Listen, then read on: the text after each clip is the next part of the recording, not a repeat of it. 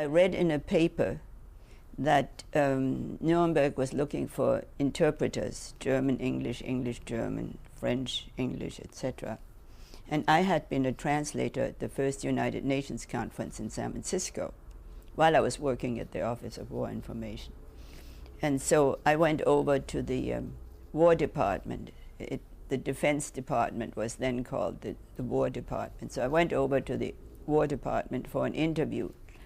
And the colonel who interviewed me was Colonel Mickey Marquis, who was the one who was glorified and cast a giant shadow. He was the first American officer who was killed in the Israeli War of Independence. He was a very nice man. And then I was interviewed by him and by the man who had been the head of the translation section at the United Nations, so I had no difficulty. So then I wrote my parents and said I was going to go to Nuremberg. And my parents were not amused. They thought that we'd been through enough and seen enough, and you don't need to go. Well, I said I wanted to go. So my father wrote me this wonderful letter, which I've misplaced because my brother asked me for the letter, in which he said, "You belong to that generation disenfranchised by Hitler. But as you go to do justice, be just." And I was only a small potato, you know. Justice was not the kind of thing that we could affect. So, and he also said, "Don't forget that you're a Jew." I saw Goering. I was interpreting for him. He was the number one man in Germany after Hitler, and he looked terrible because he had been on drugs and they took his drugs away.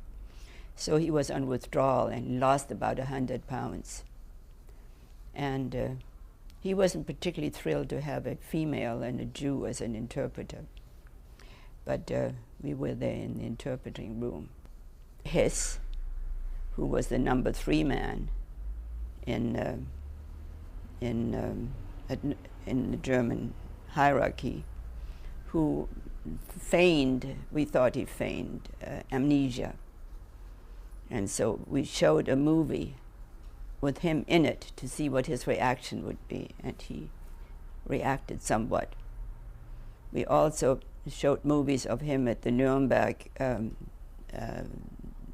festivals, the Nazi festivals, the party days.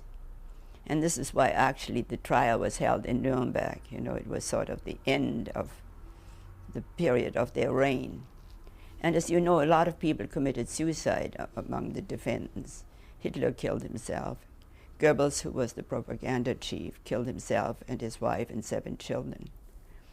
We were hoping that this would pave the way for the vanquished to be able to try the victors. It didn't happen. But we thought that if you have an outline of the kinds of indictments you want to draw, conspiracy to wage aggressive war crimes and crimes against humanity, then within that framework,